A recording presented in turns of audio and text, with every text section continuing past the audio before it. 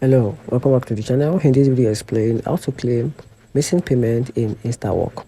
So if you completed a shift through Instawork but haven't received payment, it's crucial to verify that your hours were accurately recorded. Ensure you properly clocked in and out using the Instawork app, either by entering the provided code or by checking in with the one-side capital or a shift lead. So if you're missing a clocking in and out, or there's a discrepancy in the recording hour, you may submit a time adjustment request through the app.